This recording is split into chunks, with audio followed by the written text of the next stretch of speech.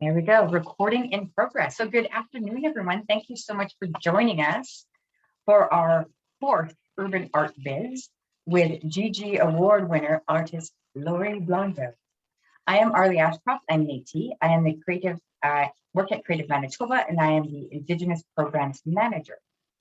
We are broadcasting live from Treaty 1 territory, the original lands of the Anishinaabe, the Cree, the Ojibwe, the Dene, the Dakota peoples, and the homeland of the Métis Nation. We acknowledge and pay respect to our ancestors by considering all our cultures, traditions, and the histories of colonization, dispossession, and resistance as we create and learn together. I would like to thank our partners in crime, Urban Shaman Contemporary Aboriginal Art Gallery, for helping us bring this series to you. And today we will be talking about the business of art with the award-winning curator and director of Urban Shaman Gallery, Dana Warren, who will lead the conversation with our very special and revered guest, the incredible and brilliant artist, Governor General Award-winning Lori Blondeau. I'm thrilled, so thrilled to have you here. There's like a very strange noise happening. Is there a strange noise? Maybe it's an echo from the other one. Now we can hear you.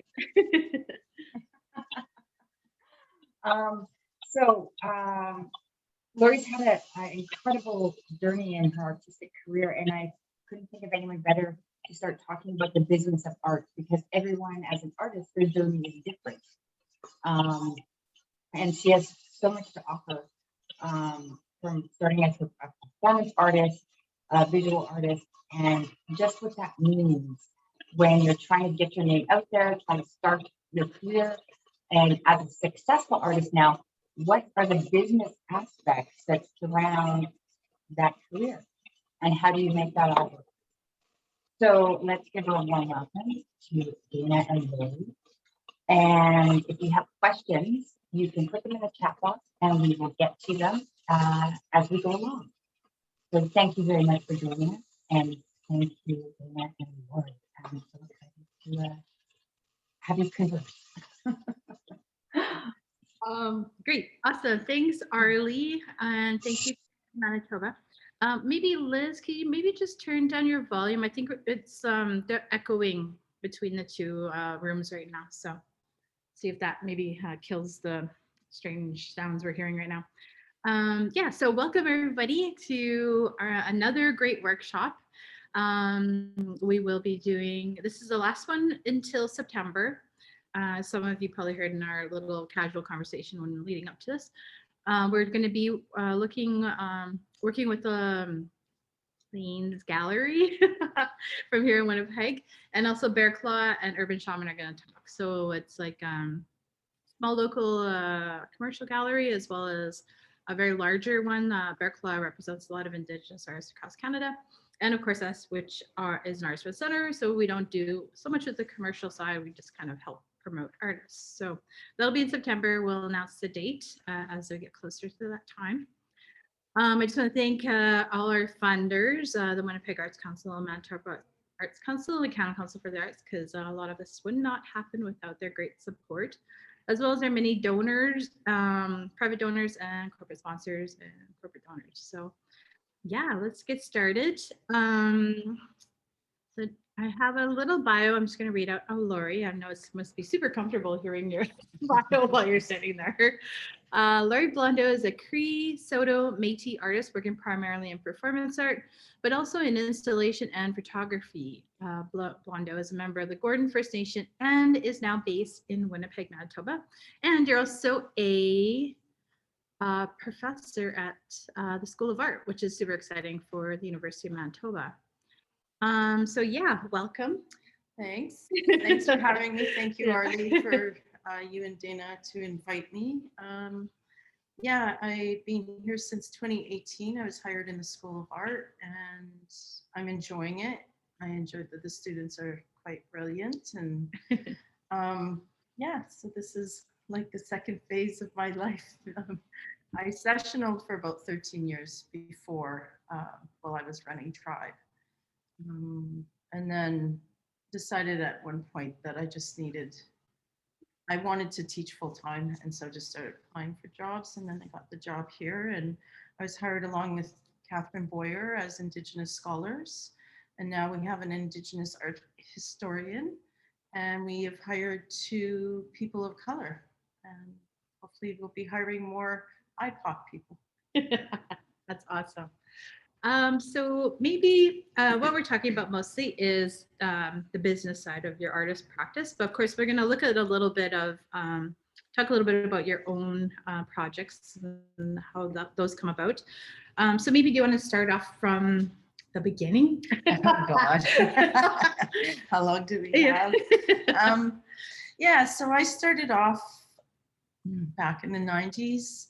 I grew up around art. My brother is an artist, so like going to the galleries and stuff was something that we did growing up, which was really not a thing. Like you would go and there wouldn't be a lot of Indigenous people or even people of color at galleries on the prairies.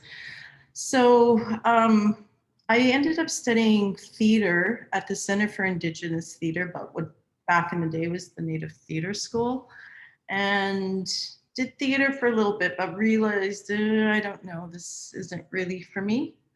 And had worked with my brother and his ex-wife at the time in this dance class, a contemporary dance class, because I was doing contemporary dance back then too. And I realized that that was probably the first, and we did a production, and the class was, I think there was 8 of us women, and half of us were Indigenous and the other half were white women. And we made this piece, and when I looked back on it, I thought, wow, that was really my first performance art piece I ever did. Because my brother, being a visual artist, and his wife at the time was a dancer, and they had put this production together. And so that kind of began my journey of wanting to do something artistic. And then in the 90s, mid 90s, I moved back to Saskatchewan because I was in Montreal for 9 years and was living there. And I was working in the Native Women's Shelter at the time, which I noticed Dana Danger has done. Really? Yes. That's awesome. And I have this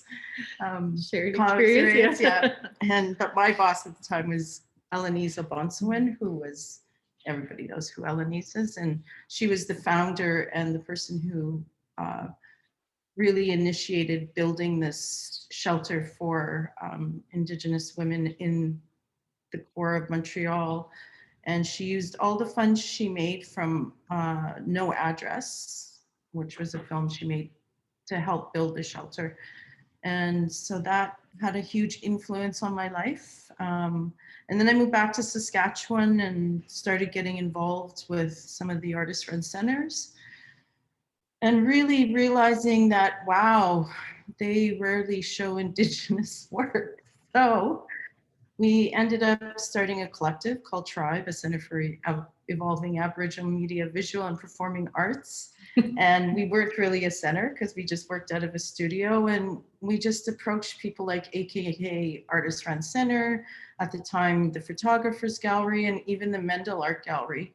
And we also had Circle Vision Arts Corporation, which was a provincial PCO, provincial corporation, nonprofit, that did sort of more advocacy group. But we ended up working with them, and they actually helped out Sigewiwak Tribe and Wapamun, which was in the north, because we broke the regions down into regions. So we were central, Sigewiwak was southern, and Wapamun was in the north. Wapamun I don't think exists anymore. Sigewiwak still exists. Tribe doesn't exist anymore. But look at all the Indigenous artist-run centers popping up across the country. I think it's brilliant because we were one of the first. So it was, it was pretty lonely. Like we didn't have the people we have now.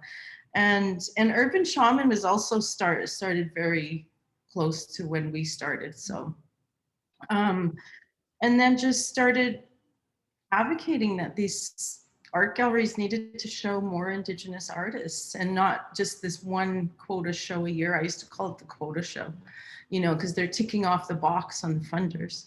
So, and it worked what we did, because we never had a gallery space, and we'd go in and just take over their space. Either they would partner with us or they'd just give us their gallery space. And it increased the amount of art shows that were happening in Saskatoon at the time.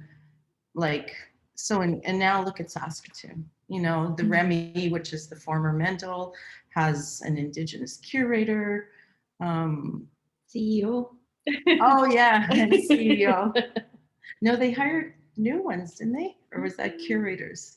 They had new curators, I think. Yeah. Anyway, yeah, so that was, and through doing that, I just, you know, really pushed on my practice and got into performance art, but I realized there was no universities or art schools in Canada that maybe they taught one performance class back then, but hardly any. And so I thought, well, through Tribe, I'll program performance artists. And the first one we brought in was, it could have been Zachary Longboy. We had partnerships with AKA. And then James Luna, you know, the late James Luna. And then I went into grad school and I asked him, there was nobody at the U of S in the art and art history department that really had an expertise on performance art. Lynn Bell was there, but she's an art historian. So studio wise, I really didn't have anybody there. So I had asked James if he would apprentice me. And so he apprenticed me from 98 to 2001. And we did, I think 3-4 installations and then one performance. And he just taught me so much, you know. And then maybe just for people who might want to take that action or that road to their professionalized career, like how did you approach James, and maybe what would you expect if people were to kind of do the same for you? I just asked him. You just go straight up asked him? I'm pretty straightforward kind of person. You are. And yeah, I just asked him. And that's one thing I learned about working with Tribe, because I remember I was on a jury years ago in the 90s again with Robert Hoole, who I met when I was 18 that was in 1985 for the exhibition New Generation, Next Generation. I always get it mixed up. And it was a huge group exhibition that was in Regina during the time of the World Indigenous Peoples Conference, which is, I think, is now called WIPSI. And I remember having to drive my brother, Robert Hoole, Gerald McMasters, who I've known since I was 14, Domingo Cisneros. I had to drive. My mom said, well, if you want to use the car, you got to drive your brother and his friends. And I was just like, really? You know, hanging out with these old dudes. Anyway, so I drove them. And then I just remember going to that exhibition opening at the Mackenzie Art Gallery at the time. And Robert Hoole had co-curated with Carol Phillips. And just being amazed because it was all Indigenous artists and the whole opening was Indigenous people. So it just had a profound effect. Yeah. And then, so I was on this jury with Robert Hoole and I wanted to give him a show, curate a show for him. And I just asked him, will you come have a show? And he just said yes. And so we ended up having him, he had a solo show in Saskatoon, and he always talks, remember that time you just came up to me and you were young? And I said, yeah. Anyway, so yeah, I think just you just make a plan. You got to have a plan though. You know, for me, planning's really important, and knowing what you want and just being confident. And, you know, all they can say is no. Like, yeah, you know, if you don't ask, you're not going to know. Yeah. So. And then try not to take it too hard if they say no. No, yeah. You know, they might be too busy or. Yeah, just got tons of other things on the go. So as I was talking with Arlie yesterday, I was saying Lurie is an anomaly with myth. A beautiful anomaly. I can't even say properly. Because you have probably really only recently gotten grants for things, even recently. Yeah, like I've only applied through my whole career for 3 artist grants. I've had 2 from the Sask Arts Board and 1 from Canada Council, but the rest of my art practice I've funded myself, or else people have commissioned me. I think because I was running Tribe, I have 4 children. Well, they're all adults now. But when I was, a emerging artist, they were small, my, like Nian kind of grew up with Tribe and she's 27 now. And I just knew I had to work. So I always worked. And then sometimes I worked 2 jobs. I remember one time I was running Tribe and then working at the photographer's gallery. I think Donna Jones, who also is at the School of Art now, was running the photographer's gallery. And she would hire me, like if somebody was going on maternity leave, because, with Tribe in the beginning, I was making like, lucky I could survive and raise 4 kids. But and then, when you apply for a grant, you want to be able to have the time to put into that grant. And I really never found like the summertime, because Artist Rent Centers back in the day would close down in the summer. So in the summertime with a couple of the grants, I would just work on my art and just do new stuff. So yeah, I haven't. Now I want to apply for that big shirk money. It is a healthy sum of money. Because the reality too, applying for grants, like you have to be a good writer, you have to be a good organizer. And if you don't know how to write it, talk to people like Urban Shaman, you could even talk to me. And then you have to really know how to make a budget and know how to budget properly, which it's basically you got to be an arts administrator. Yeah, for And yourself. Yeah. Yeah. And then it's just having all your ducks in the row that's what makes a successful application is you have everything planned out. And not saying that that plan has to stick and it's written in stone, like things always shift, just like your programming probably shifts sometimes because an artist could cancel, right? Yeah. So it's and I think it's important that our artists take advantage of the grants. Like we live in a very privileged country in that way when it comes to supporting the arts. Saskatchewan has the oldest arts council in North America, but we had Tommy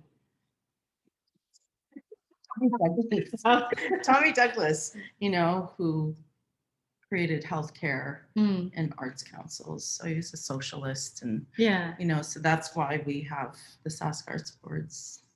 One of the oldest is the oldest in North America. So that's so cool. So you have been here for how many? 3-4 years now? August will be 3 years. Wow, it's crazy. Everything's going by so fast, even in the time of COVID. And in the meantime of your working here, so there's a lot of fruit flies buzzing around us right now. You also won the GG award. Oh yeah. So maybe if you could explain how that came about. Well, I was getting ready for my show at Plugin, which has been planned before the GG came about, and I was approached by Nazrin Madai last summer. Well, it was I think the application was due in June, and she said I'd like to nominate you for the Governor General Awards. Would you like that? And so give me a couple of days to think about it, because I was thinking, the GG Awards, like how you just. Yeah. So I thought about it and I said, yeah, okay, let's go for it. I talked to a few people about it. And so we put in the application. Then at one point I said, no, maybe let's pull out the application. I was just like still questioning whether, I even deserve to be nominated for this award. And then she said, think about it, and I'm not going to pull it right away. And then I thought about it, and we had a long meeting about it, and so we did. I didn't pull it in the end, and then I won, and I was just like, when they called me to tell me I won, and you find out, like I found out October and couldn't tell anybody till February. So hard to hold on to that information. And of course, I could tell my mother and my children, because I was allowed to tell my circle. And I just remember saying to the woman from Canada Council, I just said, I wasn't saying anything. And she goes, are you okay? And I said, I think I'm in shock. And yeah, and so that's how it came about, and the application was pretty intense, like process. Thank God, Plugin has a great staff that put it together, and Nazrin wrote a really good body for why she was nominating me, and yeah, and so I won it. That's so cool. Yeah, it's interesting. Yeah, some of the other really big kind of milestones also was you went to Venice. In 2007, yeah. Yeah. And so how do you mind explaining how that one also came about? That came about by Ryan Rice at the time. I can't remember if he was at IAIA at the time or if he was just independent. Him and Nancy Mithlow, who's from the United States, got together and said, "Oh, we want to curate Shelley and you." And because IAIA had been taking, or the Smithsonian started taking, anyway, Nancy Mithlow had been taking people to Venice. And so me and Shelley said yes. She had a film, and then I did a performance five days in a row at sunset and sunrise. And yeah, and so we just all wrote grants and we got money and we went over, and then we had the option because you can register, but you got to pay big bucks to get inside of the Venice Biennale books, which it just says where you are and stuff and what you're doing. And it was like a huge amount of money. And so we all voted no. And it was all right because we were on the Grand Canal part and we were in front of the University of Venice. So we had a lot of people that would come in the evening. I would do my second half, my performance, and Shelley's film would show after that because it was after sunset. So that's how that came about. And it was a great experience. I think like Adrian Stimson came over just to, hang out, but he ended up doing some of Buffalo Boy stuff over there. And we had a great crew. Nancy brought a crew of young students who assisted us, and it was a lot of fun. It was a lot of fun. Yeah. And Edgar Heaperbirds, I think, was there from the Smithsonian. I think Paul Chat Smith maybe had been the curator. Yeah. So. And so I think with that, what I really love about this performance is the fact that it was pretty committed. Like you said, it was the full 5 days of every morning and every evening. And it was also very kind of emotional for you because were you crying in the morning or were you crying at night or both? I think I only cried a couple of times, but when you start doing it, you just get in this mindset where it's just, okay, you got to do this. And I find when I go do a performance, I go somewhere in my head, and which has never stopped since I've started. And I think being in the Native Theatre School back in the day really taught me a lot about how to get into your body and how to funnel that energy out, but also protecting yourself, when you're working with the public. And especially as a performance artist, like, you have a lot of energy around you. And if you're not prepared, sometimes you can absorb other people's energy and it can be pretty intense. So I've learned over the years, I think because of my training at theater school, just how to block out other people's energies. But there was this young Italian family who had 2 kids. They came in the morning and in the evening.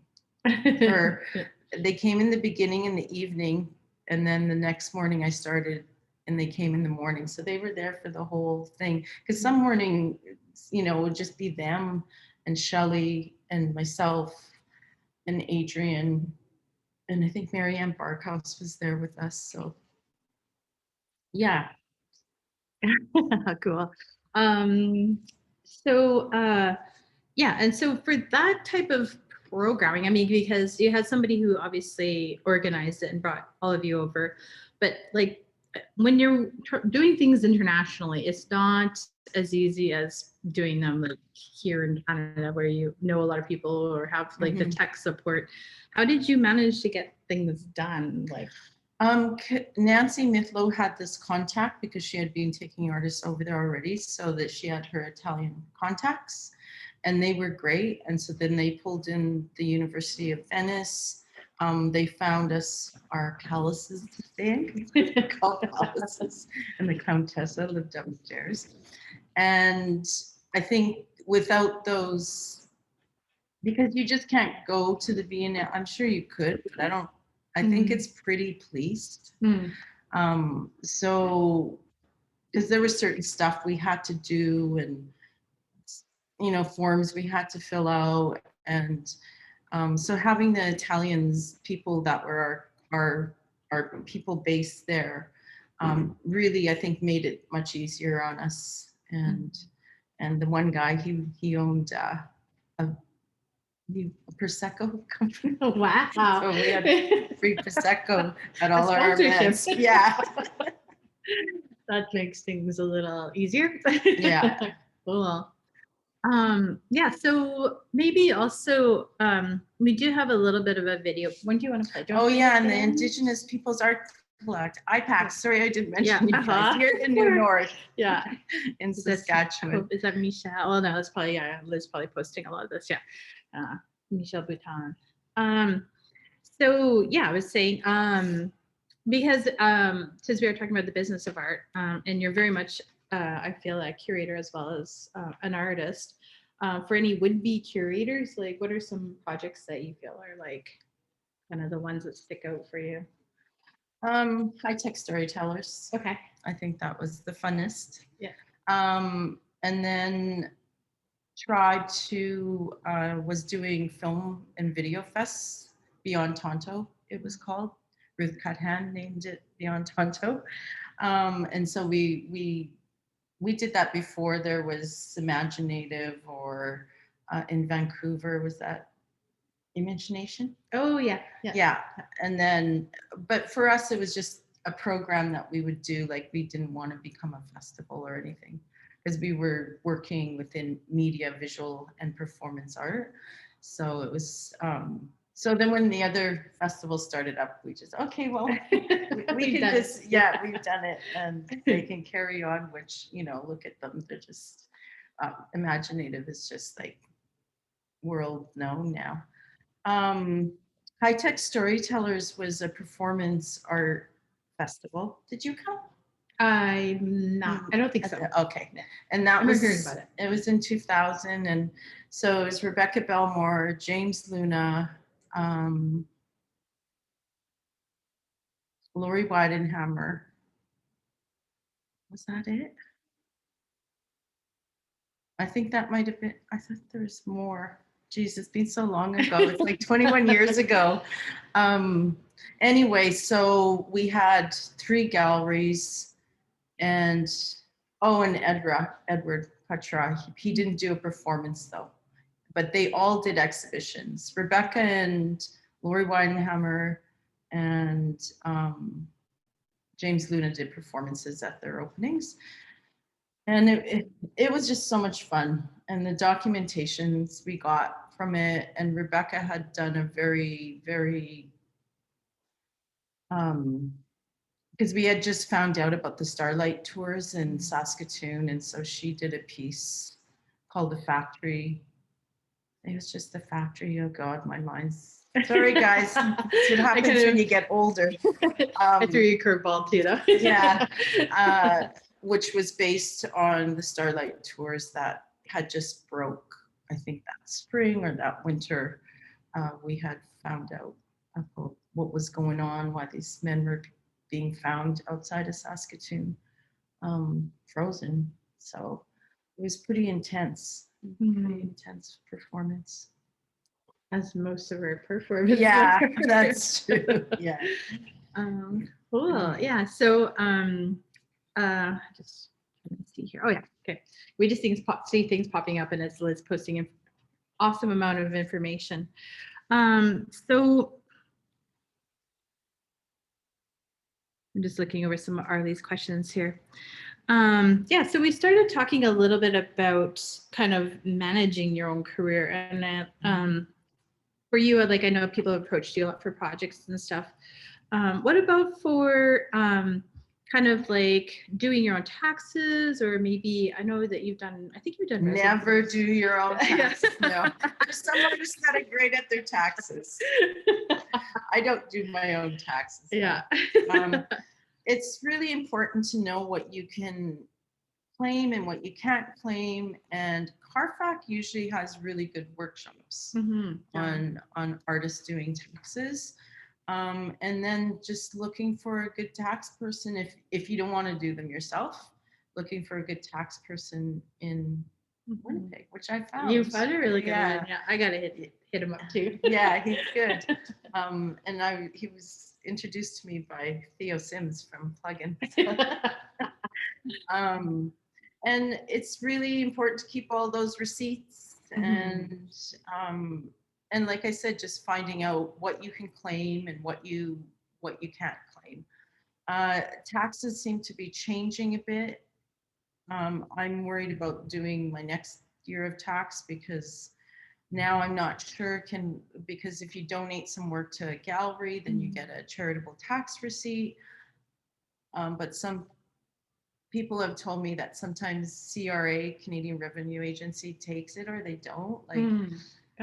So we'll see how that works out. But yeah, just there's so many service organizations that can help you and send you in the right direction, like CARFAC. Is it CARFAC Manitoba? Manitoba, yeah. And then there's the National CARFAC that I think would even answer questions. It's interesting because when people approach me or galleries approach me about selling work, they always ask me, so do you have a gallery? And I don't have a gallery. I choose not to have a gallery for my own personal reasons. So it's me having to negotiate with the institutions because it's usually institutions who want to buy from me. I am in a few private collections, but it's mostly institutions. So, don't underprice your work, which a lot of artists do. And if you have the opportunity to get, the thing about if you have a gallery, the gallery will get your work appraised. And then, but that can kind of bite you sometimes too, because sometimes your work will get appraised way more than people are willing to pay. I recently got appraised because I was donating to a gallery. So the gallery had to pay for that, not me, because I said, I'm not paying for that. You can, I'll tell you how much I want, how much I want the receipt to be for, or how much I would sell it for. But it was the same amount that the appraiser. So I think I'm a pretty good appraiser. Yeah. Don't let people know that they might start calling you up. No, but I'm not qualified. You gotta be qualified. Yeah, it's another good reason we're bringing Bear Claw into the next conversation because they do appraisals for a lot of people. And just like as a side note, when you do get things appraised, it's pretty pricey to get that service done for your work. So you kind of have to balance it with the fact that what the cost of the piece is versus how much you're paying to get the appraisal, because it pretty much you're just doubling the expense there for yourself and not really probably making a lot on top of it once you get it sold. But some cool things is like the early work that people really know you from, like Surfer Squad. The Lonely Surfer Squad. Yeah, and then Cosmo Squad is a John Cook's collection if anybody's ever looking for those pieces, which is really amazing. That guy has. The Lonely Surfer I did an edition of 3, so the Mendel Art Gallery, which is now the Remy, owns one. Okay. The Sask Arts Board owns one, and they're like boxes with Duratrans in them. I recently just sold one to the AGO, but it's not part of, because when I did the photo shoot, I did like 4 rolls of film. And so people are wanting it. So I can't sell the same image from the edition, because that's the thing. Once you make an edition, you can only Yeah. make those 3, and then 1 is in a private collection. And the reason for that is because institutions want to have The the original. the monopoly on that Mhm. piece. So, so maybe that's also a good tip, is like to have lots of different versions of kind of the same. Yeah, piece. and doing editions usually works with photography or printmaking, but if you're, you know, doing paintings, you can't. I don't know. I don't Yeah. think you can do editions. Yeah. No, you can't. No. Unless you do digital, I guess. But then that's not a painting. Yeah. So,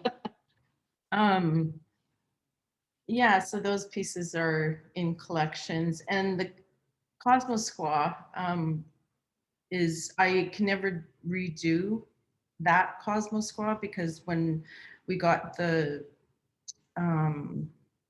Duratrans made, because Duratranses are made from a negative, you know, back in the day when they used to print, there's only one place in North America that does Duratranses, and he's in New York, and he's going to shut down soon. Wow. So the AGO is getting my print made from them. Wow.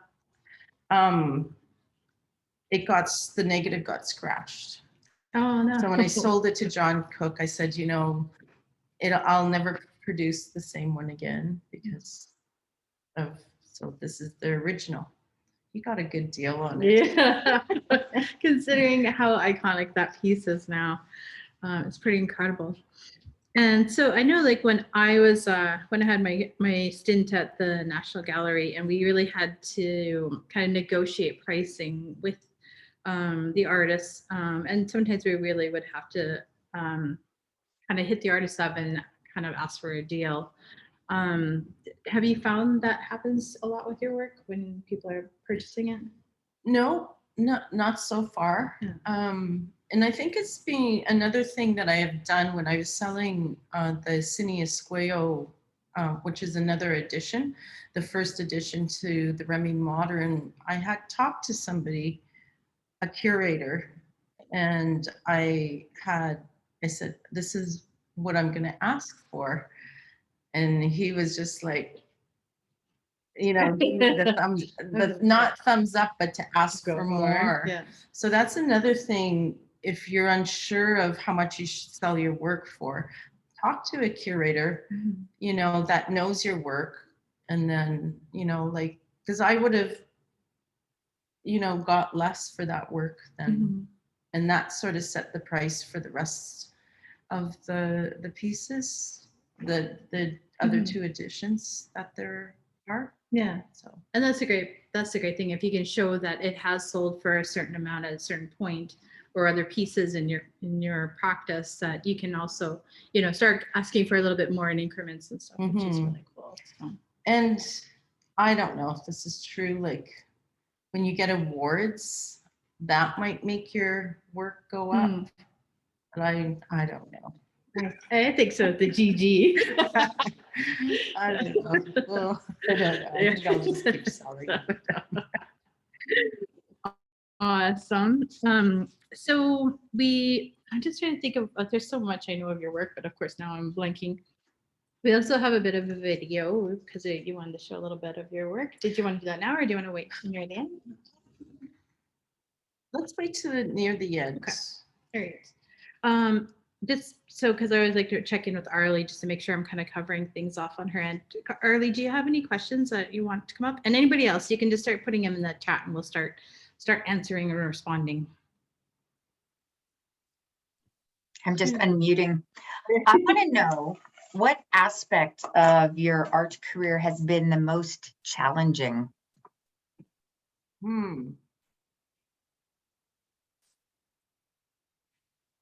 I think back in the day when I was starting to do performance art, being a performance artist, and then making the Cosmos Squaw and the Lonely Surfer Squaw, getting locked into, people thought, oh, she just works in personas.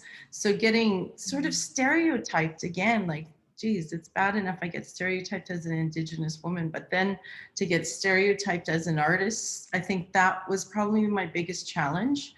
And thinking that that's all I do, that was it.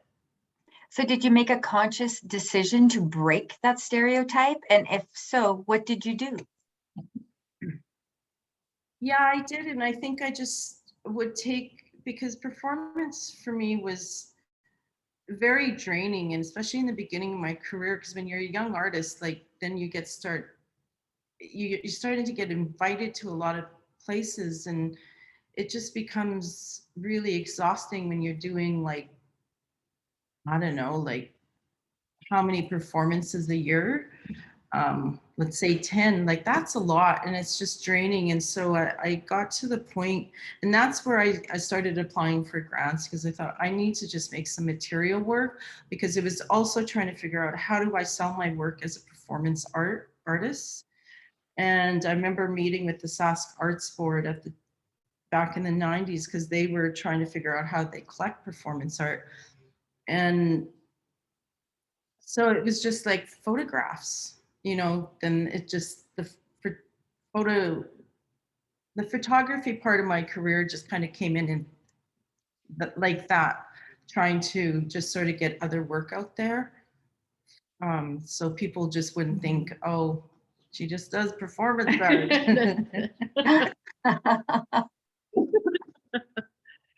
Yeah. And so yeah, so it kind of, and now that I'm older too, I don't do as much performance as I used to, because it's very draining on me. And um so I'm very choosy about what performances and who I'll do a performance for. So Yeah, because you're saying now it takes maybe like a day or so to kind of bounce back from all that. no, it takes like a week. Oh, It used to only take a day. Now it's like a week to get back. Yeah. And just even too, like installing my Showet plugin and working on the new installation, and then the GG award came out, like, and then I had to I was in BC for 3 months with my son, who had to have knee surgery, and I was still working and teaching in this whole Zoom life. I got back a couple weeks ago, and I'm just exhausted. Like, I just I want 2 weeks where I'm not going to look at any computer or my own face. Yeah. The last one. Yeah, this is the last one that I'm off for a couple of weeks, and then I got to get ready, prepared for teaching again in the fall. And so what, maybe those are some helpful hints for people who might be a little exhausted from everything. What are ways that you kind of deal with that? Oh, self-care, cooking, massage, going to like Manitou Beach, which is a salt lake in Saskatchewan, and just, taking care of myself. Yeah, because it's, people think artists have it so easy, and we don't. We work hard. Like, we work really hard. And and now like, I'm a full-time teacher, and I'm still doing my practice, and thank God for my job, because it requires me to have an art practice in order to teach students, which I think should be right. But yeah, just self-care. And then also, I was just thinking about like artist residencies. Yeah, I was gonna ask you about that. I sort of look at, because now I'm just doing the new installation, like I get very drained after, like artistically too. Like, I don't want to make art right now. And I think residencies in the past have kind of refilled up my tank, my artistic tank, so that I can go on. So applying for residencies. And now that things are kind of shifting with this whole pandemic, like, if you're a young artist, and it's important, that's how you meet other artists. Like, the BAM Center really was good to me at a very young age, and had me come out, and I ran with Cheryl Rondell the first Aboriginal artist residency.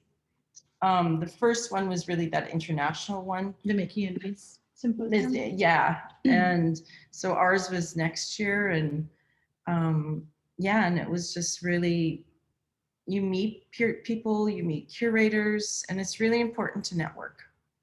And I think through those kind of things, you can really network with other artists and yeah, meet people. Mhm. Don't be shy. I'm shy. Look at me. She's a legend. Oh God. Yeah, so I'm just keeping an eye on the time. It's 12:48. Do you want to go into how much of the video should we shoot? Like maybe 5 minutes or? It's 9 minutes. Yes. Should we You wanna just do the hold the whole whole thing? thing? Yeah. Okay.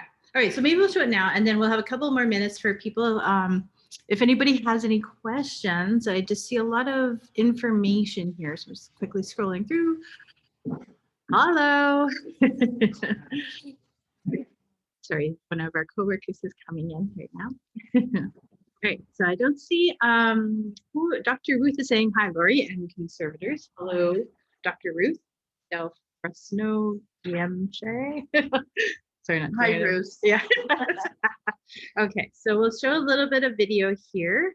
So don't So leave. can I just give a Sure. little, so this video, Jamie Isaac, who has curated Born in Power, invited me to remount my performance, Are You My Mother, which I think is really relevant right now for what we're going through as Indigenous people. And I just want to send out and acknowledge all the survivors and the survivors' children of residential school, which I am. And this performance I did for the first time in 2002, working with my mother. And then I remounted it for a show in Saskatchewan in 2018. And then Jamie asked me to do it for a small audience of 3 videographers. I wish I could remember their name because they have a company, they're Indigenous. And Annie Beach, who I hired to assist me, and Jamie Isaac. And I was worried, I was thinking, oh, this isn't going to feel like a real performance because no audience, because we just did it in March, maybe we recorded it. Anyway, so we're just going to play that. And it just comes from, inspired from a story of my mother's from residential school. 2 seconds here. I'll pull it up. And hopefully everybody can see that. I'll just need a little yes from either Lori or sorry, Arlie or Liz. Okay. Yes. Okay. Okay. Is that good? Is that good? Okay. Good. She's running off camera. We're both gonna run off camera here. Just gonna grab some water. She told me a story about when she first went to school.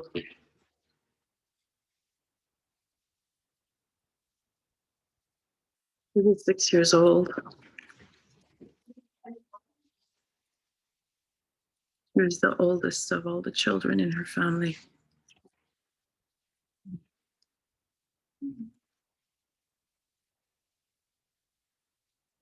I asked her what it was like. She didn't talk about it much.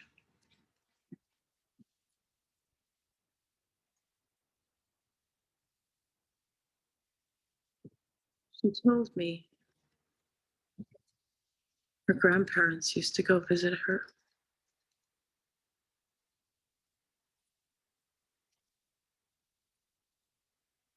I asked her if her mother would. She said no.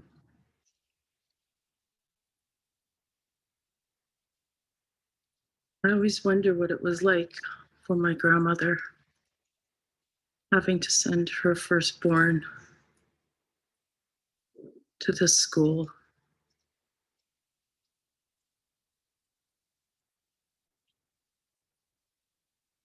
I think about being a mom and having to drop off your 6-year-old in this foreign place, this brick building.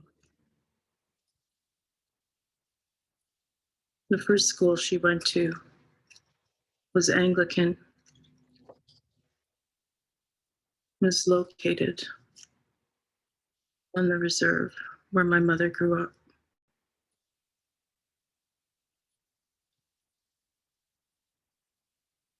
She told me that my grandfather converted them to Catholic because they were starving and the Anglicans didn't have a lot of money. So he converted them to Catholic so she could go to another residential school. The Catholics had more money. She told me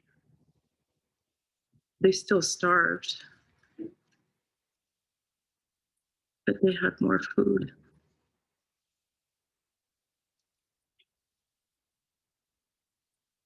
She told me about the times when they would sneak out of the dorm and go into the kitchen to steal food because they were starving.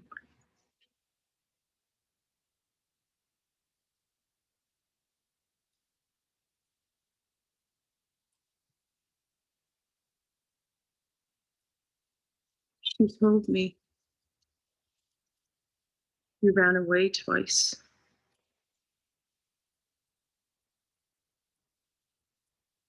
Once by herself, and the second time with her sister. She told me it was winter time.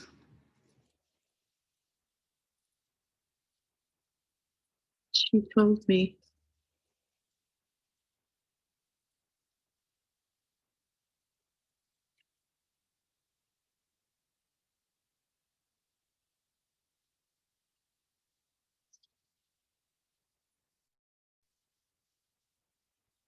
she always tried to be positive about her experience in that school, in that brick building.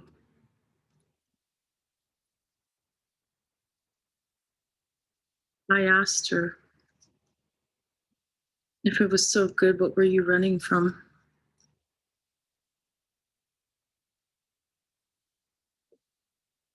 She told me she wanted to be free.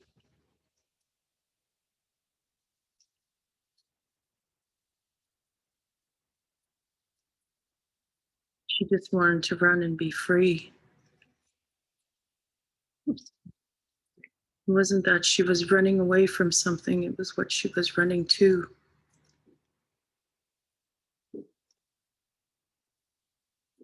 She told me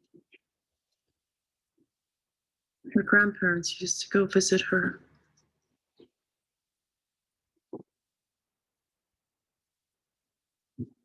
I asked her, did Cookham go visit you? She told me, not often.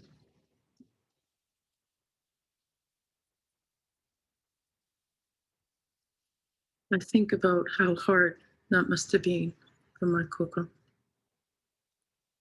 to leave her child in that place.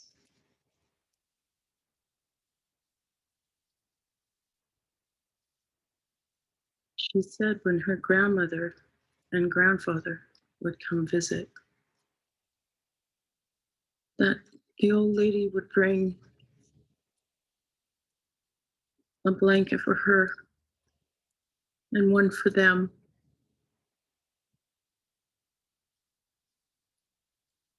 They had to visit with a fence in between them. They weren't allowed physical contact.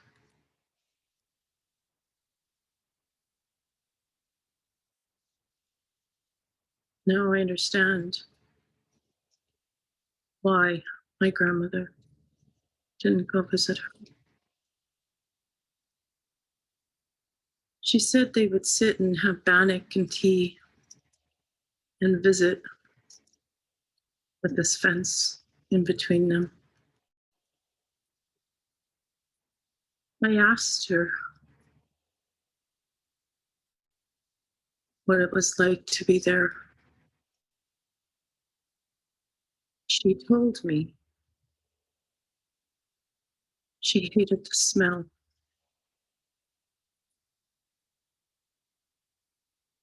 It smelled like disinfectant and bleach. She told me they didn't learn a lot there. She told me majority of their day was cleaning and maintaining that building, that brick building.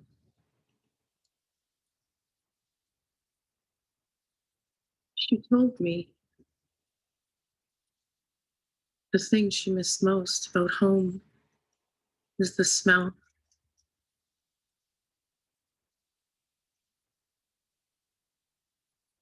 I think about that smell.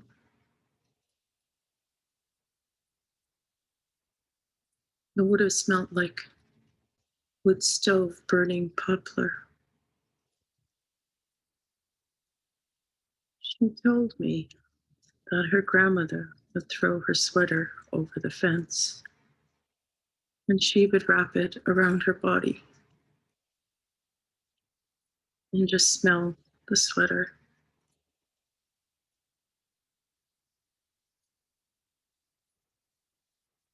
She told me the thing she missed most about home was that smell.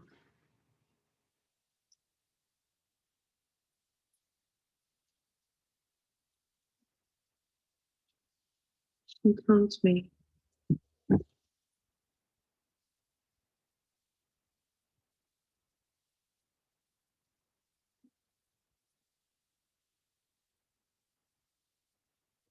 All right. Wow. It's pretty moving. And I think it's pretty apt for what's happening right now. A lot of people are struggling with the situation. Yeah, so I'm not sure if anybody has any questions because we're at 1 o'clock now. Arlie, is there anything else you'd like us to mention before we have everybody sign off?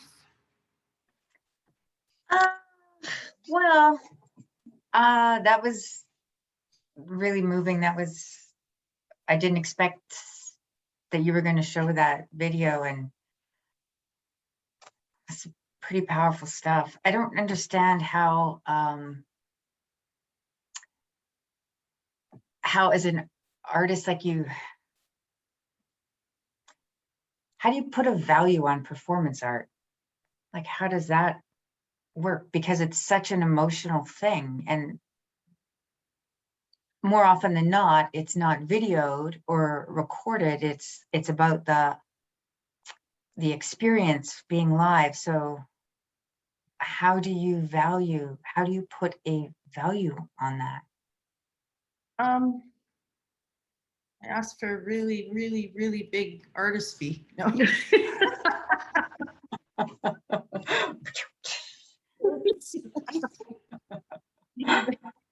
Sort of grown as an artist. I've come to the point of where I'm looking at when I'm doing a performance and how will it work in photography? Like, how will stills represent this performance? And a performance like that, you know, I worked with my mom before I actually did it. Like, I had the idea in the 90s for it. And then I finally, when I was doing my master's degree, because I did an evening and performance, I said to my mom, I want to make your story into a performance. I said, would you allow me to? She goes, yeah, and then I'll work with you on it. You know? And so she actually worked with me on it because, and one thing, I would never tell my mother's story without her blessing or her permission. And so, yeah, she worked with me on it. And actually that performance, because she came to my MFA show, and of course we sat her right up in the front, and she broke down in the middle of it. And so my sisters came walking through, and we got my mom and took her into the back office of the gallery and just said, like, if you want me to stop, I'll stop. And it was the smell, because that piece is a lot about memory and smell. Mhm. I heard something in her. And she goes, no, but I'm not going to come out and finish watching it. So, okay. And it was great because that night, like, Louise Half was there, Marie Baptiste, I think Maria Campbell might have been there, but they all really, you know, at the end, at the reception, like they really, you know, because some of these women had gone to residential school. So it was great to have such a matriarch of strong Indigenous women artists there, to show support for my mom. And then the second time I mounted it for my show at the University of Saskatchewan, the College Art Gallery in 2018, my mom said, I'm not going to come. And it kind of changed the performance, you know, because we're looking at like almost 20 years from the first time I did it to then. And then this time doing it for Jamie's show, and, you know, but just having those 5 women, Indigenous women, there, it just felt like the same time when I've done it live before. I think when you're negotiating fees for performance, like I've always advocated for artist fees, even that was a huge thing for me when I was the executive director of Tribe, is that, you know, don't undervalue your work. And because performance art, Carfax, when they first came up with their performance art fees, were like, really? Like, how is It's so tiny. it was so small. And so we really, you know, pushed them to get them She up. was one of the people. Yeah. Yeah. And they finally did, because then I started just telling people, like, I want to get paid the same amount I would for an exhibition, because the same amount of work goes into a performance, you know. Yeah. So I just think as artists, as young artists, don't undervalue your worth, because I think sometimes they, what would I say, they get taken advantage of because they're emerging. Yeah, as an emerging artist, I got taken advantage of. So yeah. Yes. I see there's a question there.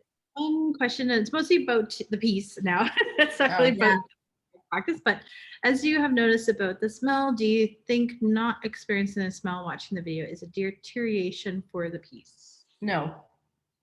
Huh. All right then. And that's our talk. Yeah. I told you, just straightforward.